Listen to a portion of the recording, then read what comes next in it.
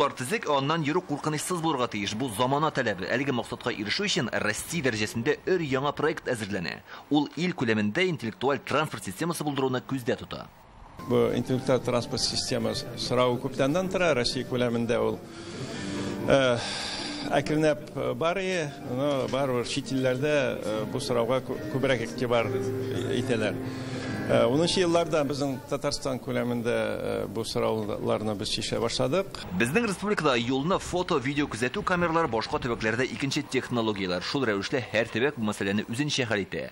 Хәзер исә төрле җирләрдә булган шундый уңай тәҗрибәләрне туплап бер база булдырырга җыеналар. Ул сыйфатлы һәм имин юллар федераль проекты буенча тормышка ашырылачак.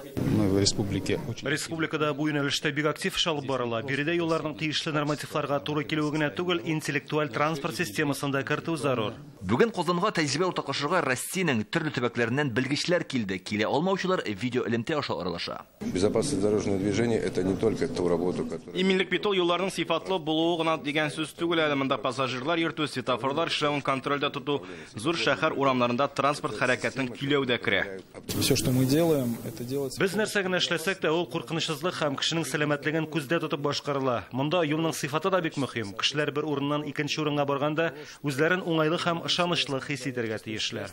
Интеллектуаль транспорт системасын 22 төбәк гамәлгә кертергә җыена. Моның өчен федераль казнадан 5 миллиард сум акча бүленгән. Юллар сыйфатлы һәм уңайлы булудан тыш иминле куркынычсызлык таләпләренә туры килергә тиеш. Бу мәсьәләдә Татарстан башка төбәкләргә үрнәк булып тора.